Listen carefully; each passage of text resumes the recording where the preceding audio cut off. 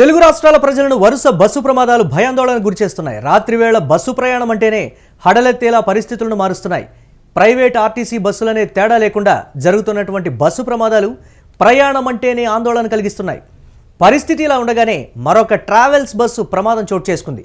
పల్నాడు జిల్లా రాజుపాలెం మండలం రెడ్డిగూడెం దగ్గర ప్రైవేటు ట్రావెల్స్ బస్సుకు పెను ప్రమాదం తప్పింది. ఓ ప్రైవేట్ ట్రావెల్స్ బస్సు హైదరాబాద్ నుంచి బాపట్ల వెళ్తోంది.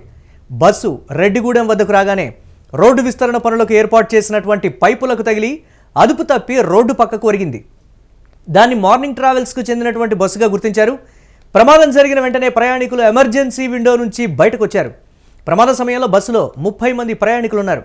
ఎవరికి ఎటువంటి ప్రమాదం జరగకపోవడంతో అంతా ఊపిరి పీల్చుకున్నారు. కానీ వరుసగా జరుగుతున్న బస్సు ప్రమాదాలపై ఆందోళన వ్యక్తమవుతోంది. బస్సు ఎక్కాలంటే జనం వణికిపోతున్నారు.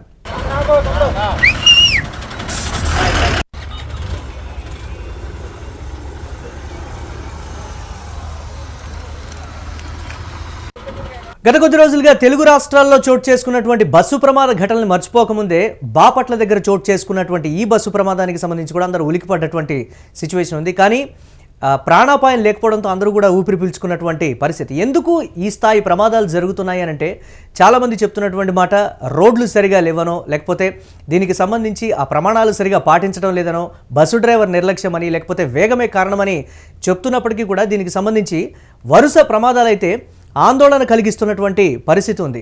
నిజంగా రాత్రిపూట ప్రయాణించాలన్నా, లేదు డే టైంలో ప్రయాణించాలన్నా, అసలు బస్సులో ప్రయాణించాలంటే అది గవర్నమెంట్ బస్సా లేకపోతే ప్రైవేట్ ట్రావెల్స్కి చెందినటువంటి బస్సా అనేటువంటి తేడా లేదు. బస్సు ప్రయాణం అంటేనే భయం, అంటే వణికిపోతున్నటువంటి సిచ్యువేషన్ ఉంది. ఈ ఘటన జరిగిన తర్వాత ఇమ్మీడియట్గా ఎమర్జెన్సీ ఎగ్జిట్ డోర్ నుంచి జనం కంగారుగా దాన్ని బద్దలు కొట్టుకుని బయటకు వచ్చారు అని అంటే ఏం జరుగుతుందో, ఒకవేళ నిప్పు రాజుకుంటే బస్సు మొత్తం కూడా ఫైర్ అవుతుందో ఏమో అనేటువంటి ఒక భయం అయితే మాకు కనిపించిందని ఆ బస్సులో ప్రయాణికులు అయితే చెప్పినటువంటి పరిస్థితి ఉంది.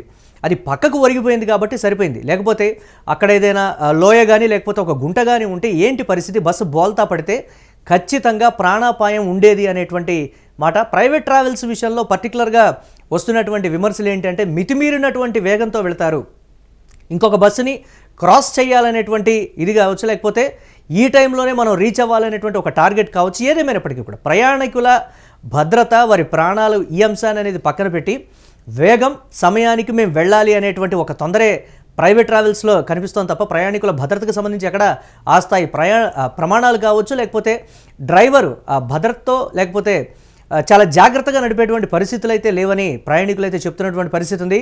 గత కొంతకాలంగా 2 తెలుగు రాష్ట్రాల్లో చోటు చేసుకున్నటువంటి పరిణామంతో ప్రయాణికులు మాత్రం ఇమీడియట్గా అలాంటి ఇంకొక సంఘటన ఏదైనా జరుగుతుందేమో అనేటువంటి భయం అయితే వారిలో కనిపిస్తోంది. ఇమీడియట్గా అక్కడికి వారికి ప్రత్యామ్నాయం అయితే ఏర్పాటు చేసి పంపించినట్లుగా కూడా ఈ నేపథ్యంలో తెలుస్తోంది. మనం యూటీవీ స్క్రీన్ మీద ఎక్స్క్లూజివ్గా చూడొచ్చు.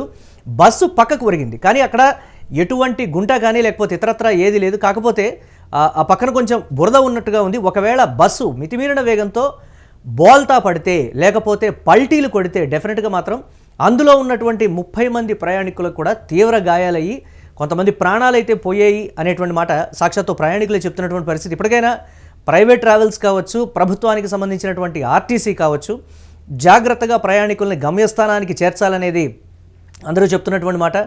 ఎక్కడా మితిమీరినటువంటి వేగం, ఈ సమయానికే వెళ్ళాలనేటువంటి పర్టికులర్ టైమింగ్ పెట్టుకోకుండా ప్రయాణికుల రక్షణే మీరు ధ్యేయంగా, వారిని సురక్షితంగా చేర్చేటువంటి ఒక ధ్యేయాన్ని పెట్టుకొని మీరు బస్సు డ్రైవ్ చేయాలని అయితే ప్రయాణికులు కూడా కోరుతున్నటువంటి బ్రేకింగ్ న్యూస్ చూస్తున్నాం.